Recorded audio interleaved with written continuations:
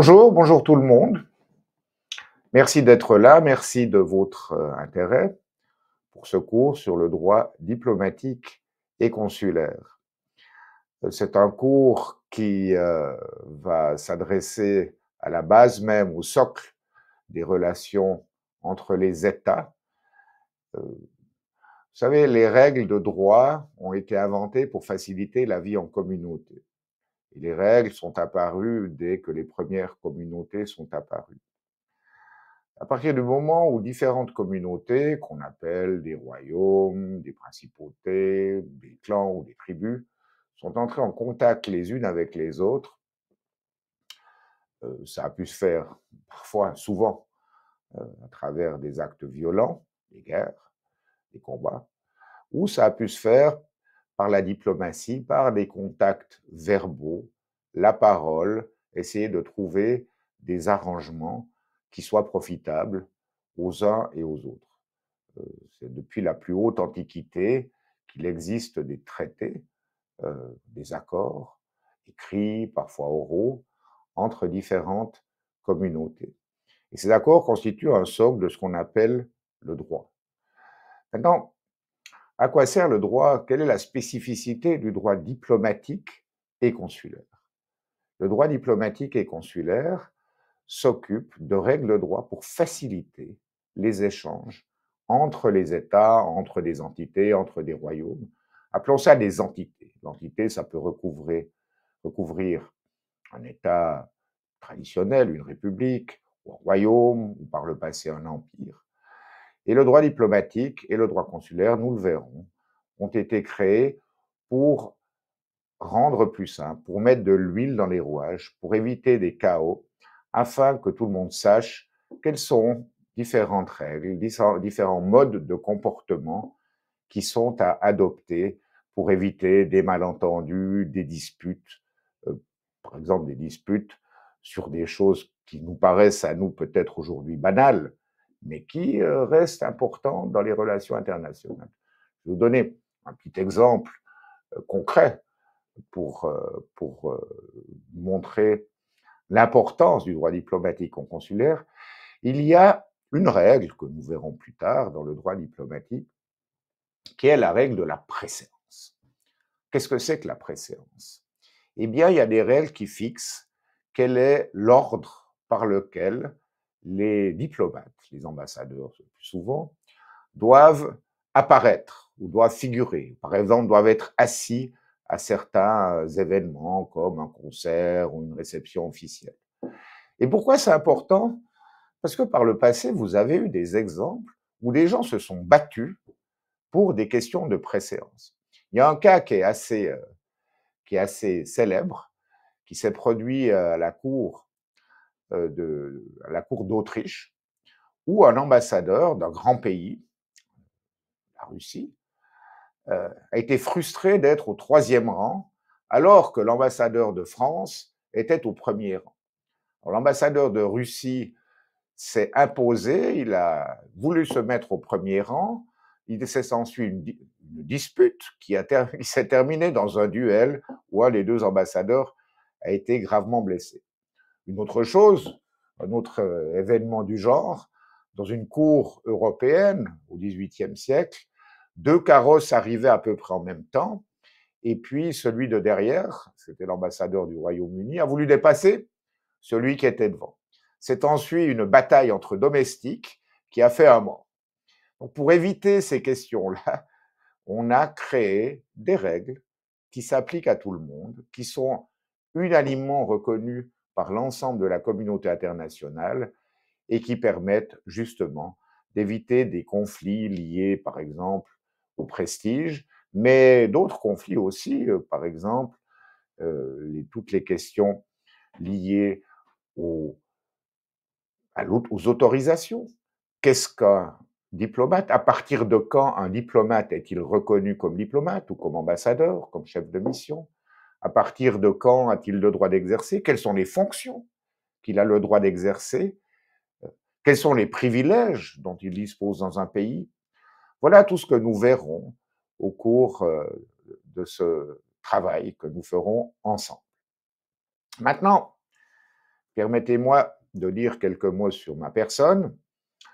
Donc, je m'appelle Jean-Daniel Ruche, vous avez ma photo, c'est marqué ambassadeur parce qu'effectivement, j'ai été ambassadeur de Suisse. Je suis suisse, je travaille ici à l'UMEF depuis l'été dernier, l'été 2024, comme professeur de relations internationales.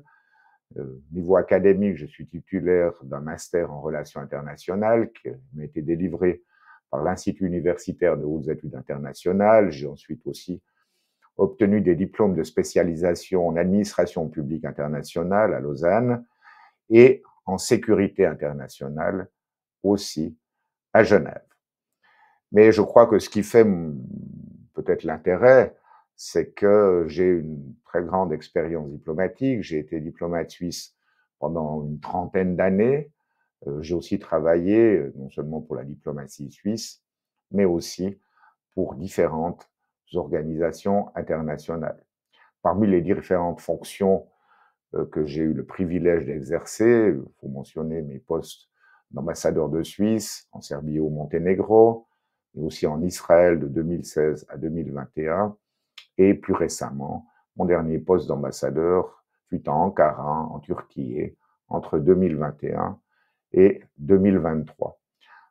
J'ai aussi été, à une certaine époque, représentant spécial de la Suisse pour le Moyen-Orient, avec le titre d'ambassadeur, à l'époque où la Suisse était très engagée dans la recherche d'une solution à deux États entre Israéliens et Palestiniens. Mon expérience ne s'est pas arrêtée à la diplomatie suisse. J'ai aussi eu la chance de travailler pour deux organisations internationales qui me paraissent importantes, qui restent importantes. D'abord l'OSCE, l'Organisation pour la sécurité et la coopération en Europe, et ensuite l'Organisation universelle, l'Organisation des Nations unies, où j'ai eu une expérience de 4 ans comme conseiller politique de la procureure du tribunal pénal international pour l'ex-Yougoslavie. Donc un tribunal qui était chargé de poursuivre les criminels de guerre qui ont commis des atrocités, des violations du droit international humanitaire, des crimes de guerre, des crimes contre l'humanité et aussi un crime de génocide durant les guerres balkaniques des années 90. Donc, nous allons diviser ce cours en 6 sessions. La première session s'attachera à passer en revue brièvement, ça pourrait faire l'objet d'un séminaire d'une année, l'histoire de la diplomatie. Le but de cette présentation sera essentiellement de montrer l'évolution des fonctions du diplomate depuis l'Antiquité, où le diplomate avait un rôle de représentant d'un souverain, souvent d'une personne, où le diplomate, les envoyés, les émissaires, comme on les appelait pendant très longtemps, avaient surtout pour charge de représenter les intérêts de l'État dans la conclusion d'accords, d'alliances ou d'accords de paix après une guerre. Et nous allons voir que la fonction du diplomate aujourd'hui est beaucoup plus diverse, ce qui réclame aussi d'autres qualités, d'autres compétences. Un diplomate aujourd'hui ne doit pas simplement être quelqu'un qui porte le message de son souverain ou qui sait négocier des questions territoriales ou des questions d'alliances militaires, d'alliances politiques, d'alliances commerciales parfois, mais ça doit aussi être quelqu'un qui sait aujourd'hui gérer des projets, mais qui sait surtout aussi communiquer, parce que dans tous les espaces de la vie, comme chacun le sait très bien aujourd'hui, à l'ère de TikTok, Instagram, Facebook ou X, Twitter, eh bien, la communication a pris une part essentielle.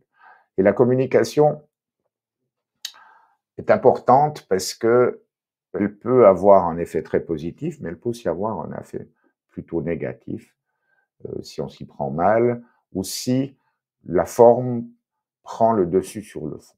Mon conseil à vous tous, c'est que quand vous communiquez, quand vous mettez une vidéo sur TikTok, veillez à ce qu'il y ait pas seulement une forme qui est bien choisie, mais à ce qui est aussi un message de fond. Voilà, donc l'histoire de la diplomatie avec l'évolution des fonctions depuis l'Antiquité jusqu'à aujourd'hui. Dans un deuxième cours, nous allons passer en vue, c'est du droit, hein, c'est du droit, donc il y a des textes. Et puis, il faut apprendre ces textes, il faut les lire, et je vais vous les commenter. Commenter en tout cas les passages qui me paraissent les plus importants. Donc il y a deux textes pour ce qui est du droit diplomatique et consulaire qui sont pertinents. Le premier, c'est la Convention de Vienne sur les relations diplomatiques, conclue en 1961.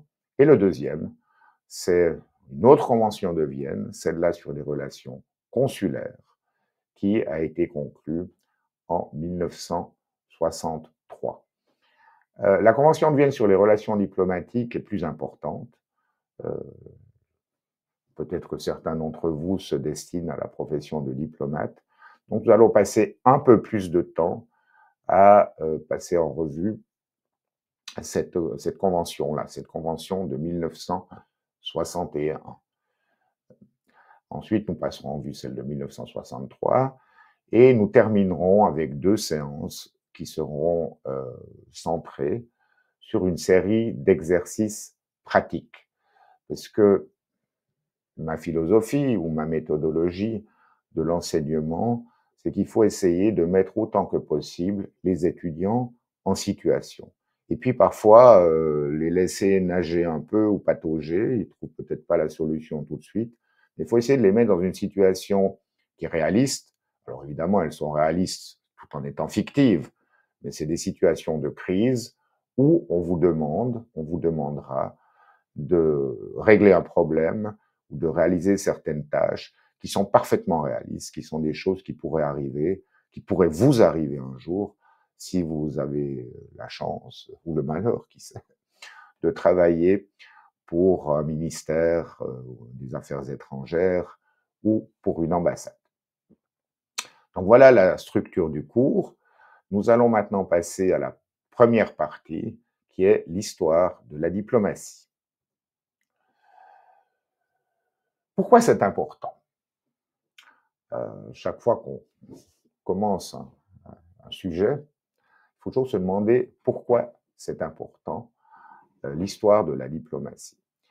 Eh bien, parce que la diplomatie, depuis la nuit des temps, a été le mode non coercitif, donc sans usage de la force, souvent sans usage de la force militaire, de réguler les relations entre États.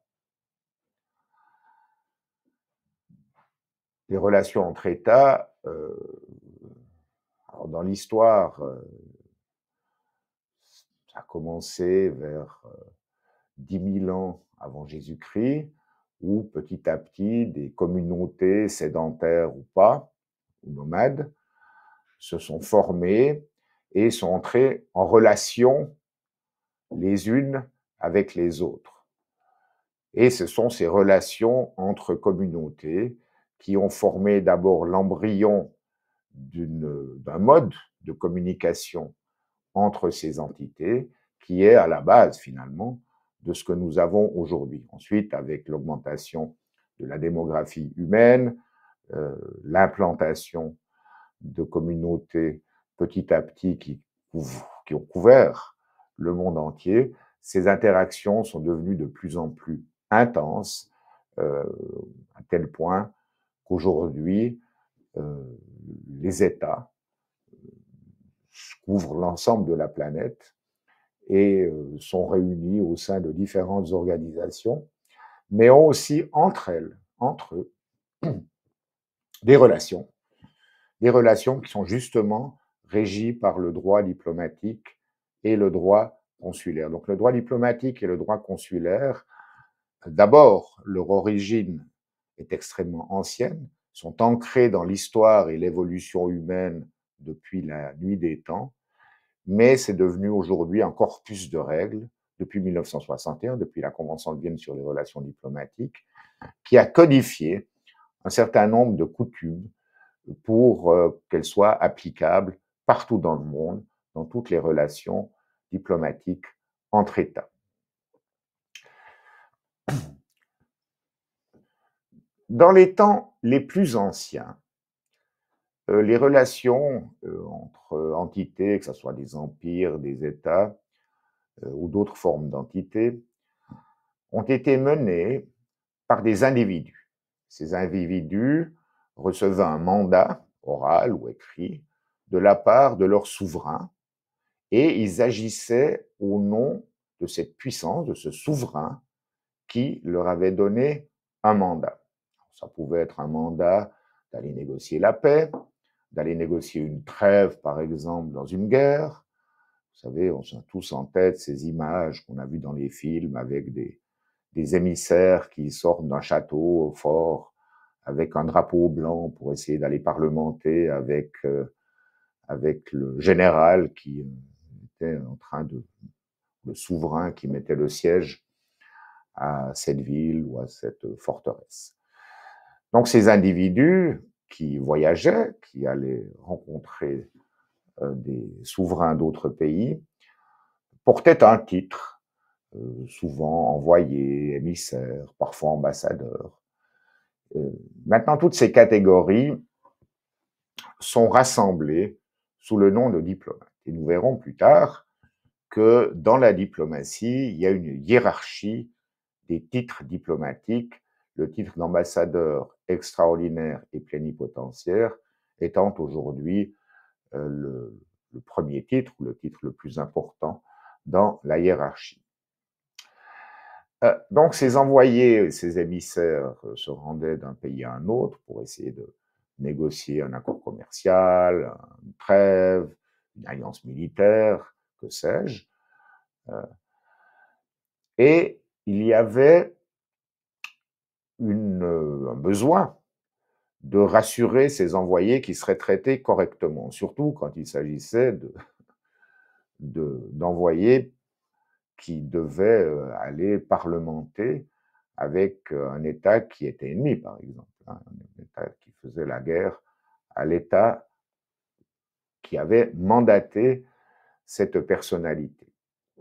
Et donc très tôt apparut une règle fondamentale, une règle coutumière dans les relations entre États, une règle fondamentale qui voulait que l'envoyé, ou l'ambassadeur, ou l'émissaire, jouissent d'une immunité. Or, au départ, ce qu'on entendait par immunité, c'était avant tout la question de l'immunité, de l'intégrité physique. Donc, on n'enferme pas un ambassadeur qui vient parlementer la paix, on ne le torture pas, on ne l'exécute pas. Il y a eu des cas dans l'histoire, bien sûr, où ces règles n'ont pas été respectées et où un souverain qui recevait l'émissaire d'un État avec lequel il était en guerre, et Dieu sait s'il y a eu des souverains sanguinaires dans l'histoire, donc il est arrivé des cas où des émissaires venaient à la cour d'un envahisseur, par exemple, et que celui-ci leur coupait la tête et ensuite renvoyait les têtes des émissaires à, à son adversaire pour lui signifier qu'il n'avait pas envie de faire la paix et puis qu'il allait continuer la guerre. Heureusement, ces pratiques ont disparu aujourd'hui, mais justement pour éviter, disons, c'est plus qu'un désagrément, pour éviter cela, des règles ont été établies, et déjà très tôt, sur la question de l'immunité de l'envoyé spécial ou de l'émissaire ou de l'ambassadeur. Et on verra comment, dans la Convention de Vienne de 1961 sur les relations diplomatiques, cette question de l'immunité des envoyés d'un État dans un autre ont été réglées avec un certain luxe de détails aujourd'hui. Une autre tradition très ancienne qui se rapporte à la diplomatie, c'est l'échange de cadeaux. Un émissaire qui se rend à la cour d'un État voisin va traditionnellement prendre avec lui des cadeaux pour les offrir aux souverains en signe de bonne volonté, aussi pour essayer probablement de créer de la compréhension et de la bonne volonté pour faciliter ensuite la conclusion d'une alliance, d'un accord ou d'une trêve. Ce concept d'immunité diplomatique est très important et il peut en particulier, il peut être retracé jusqu'aux origines de la civilisation humaine. Maintenant, je, je m'attarde un petit peu sur la question des immunités parce qu'il y a beaucoup de préjugés et de malentendus sur la question des immunités. Non, l'immunité d'un diplomate ne signifie pas qu'il peut faire ce qu'il veut. Par exemple, commettre des actes illégaux dans le pays où il est, faire de la contrebande d'alcool ou de cigarettes, parquer n'importe où. Non. L'immunité diplomatique ne doit jamais procurer un gain personnel à la personne qui jouit de cette immunité. Je le dis d'emblée, je souligne cela, parce qu'il y a tellement de malentendus sur cette question des immunités. Et puis une autre chose qui est importante, c'est que l'immunité du diplomate ne vaut que dans le pays où il est accrédité, c'est-à-dire dans le pays où il est actif. Donc, si certains d'entre vous avaient l'impression qu'on pouvait se comporter n'importe comment, être une espèce de roi jouissant de l'impunité totale en ayant un passeport diplomatique, détrompez-vous, il y a des règles à respecter et si ces règles ne sont pas respectées, il y a des sanctions qui peuvent être prises par l'État où le diplomate est accrédité.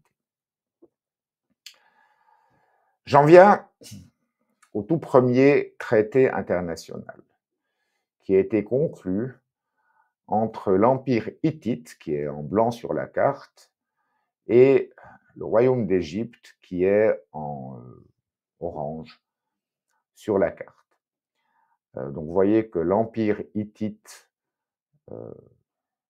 on parle à peu près 1200 avant Jésus-Christ. Vous voyez que l'Empire hittite recouvrait une bonne partie de ce qu'est la Turquie actuelle, mais pas seulement la Turquie, aussi une partie de la Syrie. Et le royaume d'Égypte, lui, montait le long de la côte méditerranéenne, dans ce qui est maintenant Israël, Gaza, la Palestine et le Liban. Et ces deux empires, très puissants à l'époque, sont arrivés en contact à un moment, ce qui a résulté par de nombreux combats, de nombreuses guerres. Et en 1274, je vais utiliser la manière suisse ou belge de prononcer les chiffres, donc prenez l'habitude aux 70 et aux 90.